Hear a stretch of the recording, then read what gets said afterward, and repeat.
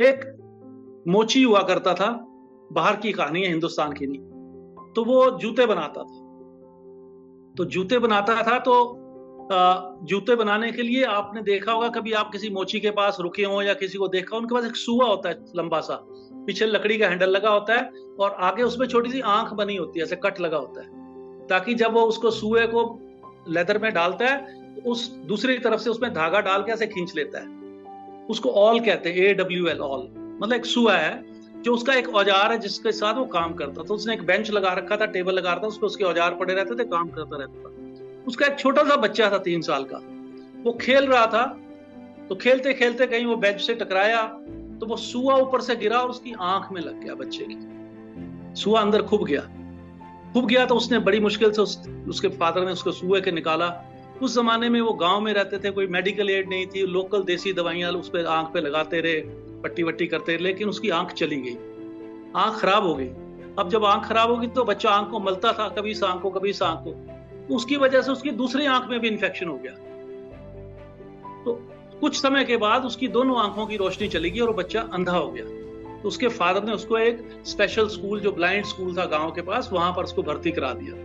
तो वहां उनके पास बड़े क्रूड किस्म के मॉडल्स बने हुए थे, लकड़ी के मॉडल, जैसे आई लिखना है तो ऐसे लकड़ी का मॉडल था जिसमें आई बना हुआ है, तो उंगली फेर के ऐसे देख लेता कि हाँ आई लिखा हुआ है। इस तरह से उसकी पढ़ाई करना शुरू हुआ। वो बच्चा स्कूल में पढ़ते पढ़ते हमेशा सोचता रहा कि क्या इतना मुश्किल है एक अंधे को पढ़ना, एक जिसकी आंखें नहीं है, उसके साथ बाकी बच्चे, तो इतना मुश्किल है, मोटे मोटे लकड़ी के टुकड़े उठाओ, उनके हाथ फेर फेर के देखो कि क्या शेप बनी हुई है। तो उसके अंदर से एक भावना जागी, एक रोशनी जागी उसके अंदर। उसका एटीट्यूड पॉजिटिव हो गया। उसने कहा अरे मेरी आंखें गई तो क्या हो गया, क्यों ना मैं कुछ ऐसा करूं कि जिससे मेरे साथियों की या और लोगों की आंखों, बिना आंखों वालों को पढ़ाई लिखाई में आसानी हो जाए। तो जब वो बड़ा हो गया तो उसने अपने पापा का वही सुआ उठाया और कागज लेके उस सुए में ऐसे मोरियां करने लगा, छेद करने लगा। तो उसने उन छेद की कॉम्बिनेशन बनाए। एक छेद होगा तो क्या मतलब है, 2 छेद हॉरिजॉन्टल होंगे तो क्या मतलब है, 2 छेद वर्टिकल होंगे तो क्या मतलब है। इस तरह से उस बच्चे ने एक नई भाषा पैदा कर दी, एक नई भाषा का उजागरपन किया, और उस भाषा का नाम था ब्रेल लैंग्वेज।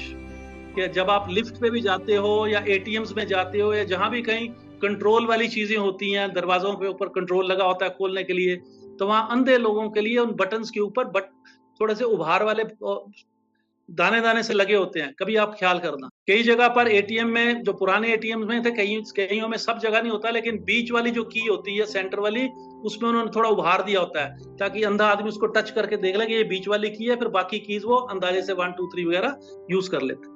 तो ये जेंटलमैन जिन्होंने ये भाषा बनाई, उनका नाम था Louis Braille, LOUIS, Louis Braille, BRAILLE, Louis Braille.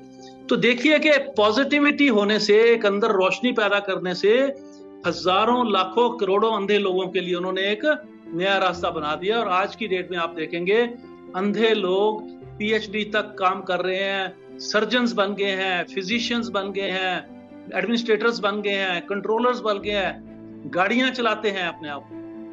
कितनी ज्यादा ये तरक्की हुई है सिर्फ एक छोटे से बच्चे के एक्सीडेंट से, उसके अंदर पॉजिटिविटी मेंटेन करने से और पॉजिटिविटी बढ़ाने से। तो ब्रेल ने एक मैसेज दिया था।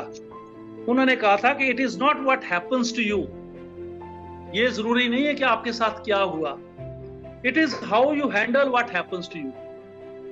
आपने उसको हैंडल कैसे किया, जो आपके साथ अत्याचार हुआ, एक्सीडेंट हुआ, परेशानी हुई, किसी ने आपको सताया, वो इंपॉर्टेंट नहीं है, आपने उसको हैंडल कैसे किया। तो आप अपना रिस्पॉन्स कैसा देते हो, उस रिस्पॉन्स को हम पॉजिटिविटी कहते हैं। अगर आपका रिस्पॉन्स अच्छा है, कंस्ट्रक्टिव है, तो आप पॉजिटिविटी से भरे रहते हैं।